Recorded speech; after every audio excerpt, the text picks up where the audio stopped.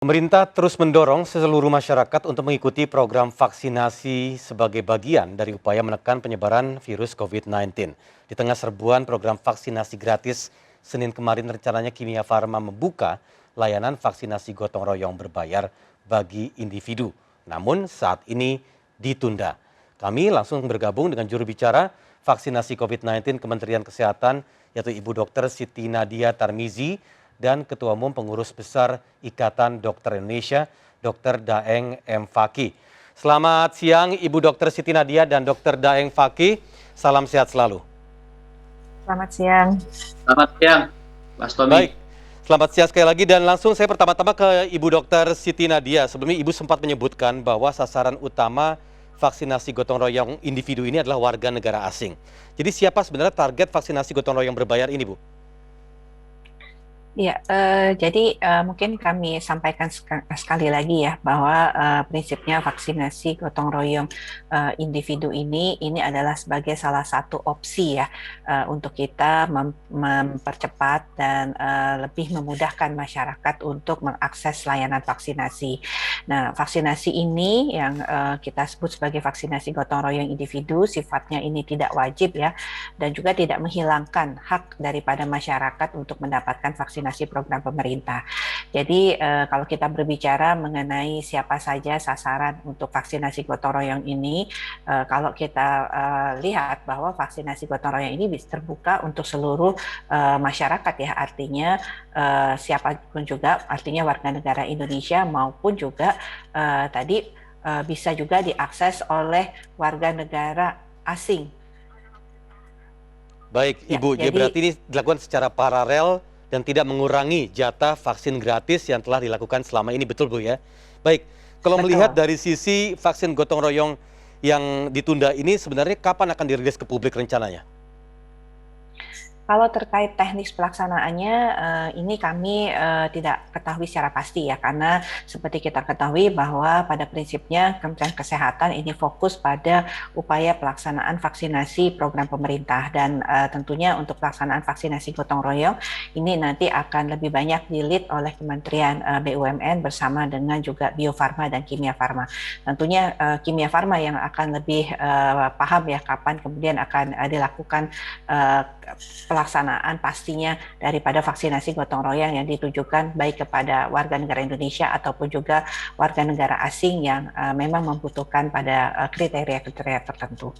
Baik Dok, ini terkait informasi, ini mohon diklarifikasi bahwa ada informasi perihal Kemenkes didesak Kementerian BUMN agar segera untuk merilis vaksin gotong royong individu. Apakah ini benar, Bu?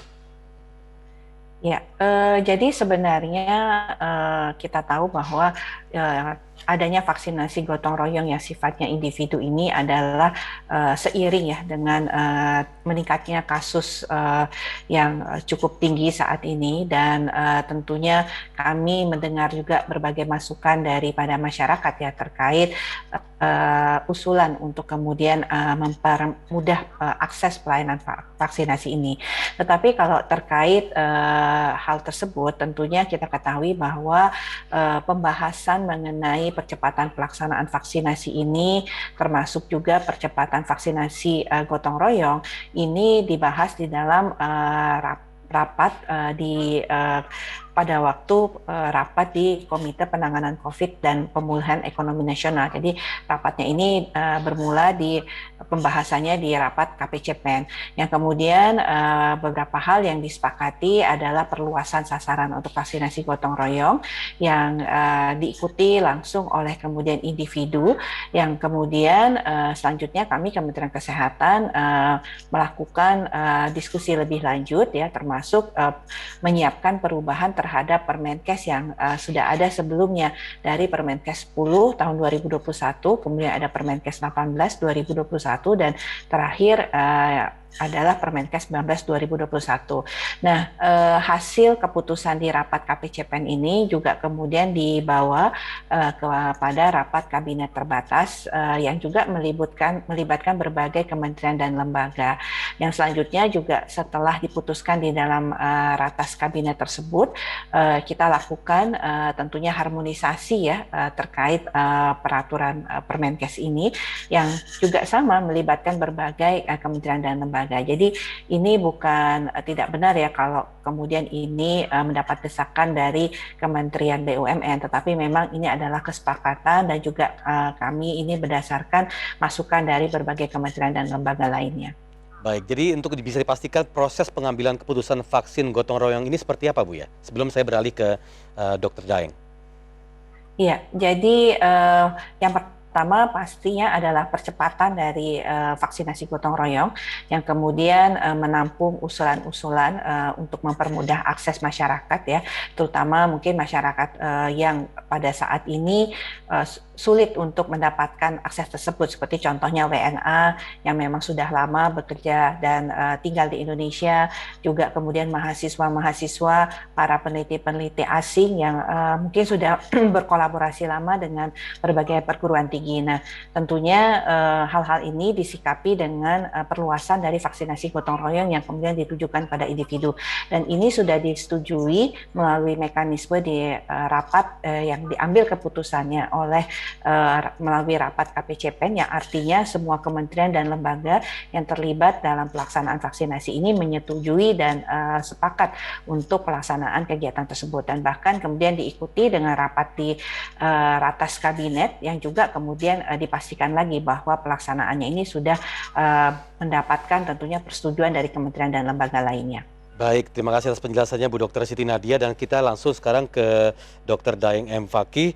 Pak Fakih, kemarin sempat ada wacana bagaimana program vaksinasi gotong royong berbayar ini atau individu, namun akhirnya sementara ditunda. Pendapat dokter sendiri seperti apa? Ya, jadi begini, opsi vaksinasi gratis dan berbayar itu sebenarnya pengalaman kita sudah ada, karena program vaksinasi sudah lama ya, selain COVID tentunya. Misalnya BCG, DPT, tetanus, polio, campak, itu adalah vaksin gratis yang memang program pemerintah. Itu dibeli oleh pemerintah, kemudian disebarkan ke puskesmas, ke posyandu, diberikan secara gratis. Tapi juga berbarengan dengan itu ada yang vaksin mandiri ya, yang itu berbayar, diakses masyarakat di pelayanan-pelayanan yang umumnya memang pelayanan klinik-klinik swasta ya. Sehingga untuk di COVID ini, opsi-opsi itu saya kira sah-sah saja, dan kalau ditujukan untuk mempercepat pelayanan vaksinasi COVID ini, saya kira mari kita ambil sisi positifnya ya. Nah, kalau dengan dua opsi ini kemudian semakin dipercepat ya, maka herd immunity akan juga cepat tercapai. Kalau herd immunity tercapai dengan baik, maka penanganan COVID akan menjadi lebih baik. Hanya dua aspek saja yang perlu dijaga. Yang pertama adalah segmennya ya. Tadi Dr. Nadia menyebutkan untuk yang berbayar ini segmennya antara lain misalnya orang yang WNA. Saya kira itu harus disediakan, dan kita aja ke luar negeri kemana itu juga berbayar. Jadi yang WNA silakan menggunakan saluran yang berbayar untuk mempercepat proses. Kemudian yang kedua, saya kira segmen orang mampu, orang kaya, itu saya pikir tidak perlulah terlalu lama-lama nunggu yang gratis ya. Ya kita ini kan musimnya bencana, harus ada kerelaan untuk bergotong royong, membantu meringankan program pemerintah. Saya kira kawan-kawan yang mampu dan yang kaya itu bisa berpartisipasi yang berbayar. Ini segmen yang harus diatur seperti itu. Saya kira kalau ini dijalankan dengan baik, dan tetap menjaga vaksin yang prioritas yang dijalankan pemerintah itu berjalan, itu saya kira tidak masalah, ini malah menambah kecepatan. Karena itu saya mendorong memang yang berbayar ini silakan dikerjakan dengan baik, dengan segmen yang sudah dijelaskan Dr. Nadia, dan diperluas gitu. Kalau bisa memang bukan hanya di Kimia Farma, Mas Tommy. tapi di seluruh klinik-klinik swasta yang bisa diakses oleh masyarakat yang mampu, WNA, silakan dilakukan asal segmen ini dijaga dengan baik, dan program pemerintah yang targetnya 181 juta itu juga Bisa tercapai, dijalankan dengan baik. Ya. Baik, apalagi melihat kondisi saat ini, menurut dokter sendiri, terakhir ini Dokter Fakih, melihat kondisi saat ini, keputusan vaksin gotong royong yang berbayar ini, apakah sebaiknya dilakukan secepatnya atau tidak sebenarnya? Kalau melihat animo masyarakat, Bung Cokro ya, yang kalau setiap ada vaksin, pelaksanaan vaksin massal itu berjubel, ya, yang itu juga kami sangat khawatir menimbulkan ini ya penularan di tempat vaksinasi. Sebaiknya memang opsi ini cepat dibuka, karena orang-orang orang-orang yang mampu mengakses ya sambil membantu meringankan negara itu silakan kita salurkan gitu.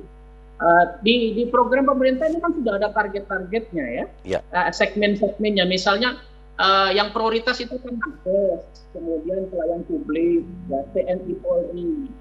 Mungkin nanti juga dikhususkan untuk kawan-kawan yang masuk kategori PBI di BPJS. Itu silakan terus-menerus dilakukan untuk mendapatkan akses yang gratis. Tapi bagi masyarakat yang bisa dan mampu, ya, dan ini bermanfaat untuk mempercepat ya proses vaksin dan juga membantu meringankan pemerintah. Tidak ada salahnya untuk diberikan akses untuk mengakses vaksin yang sifatnya individual berbayar ini. Saya kira tidak masalah. Kalau perlu diperluas ke klinik-klinik yang lain di luar. Ya. Jadi secepatnya dan diperluas ya dokter ya.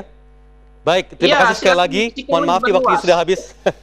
Baik, terima kasih Dr. Daeng M. Fakih, Ketua Umum Pengurus Besar Ikatan Dokter Indonesia, dan sebelumnya Ibu Dr. Siti Nadia Tarmizi, juru bicara vaksinasi COVID-19 Kementerian Kesehatan RI. Sekali lagi salam sehat selalu.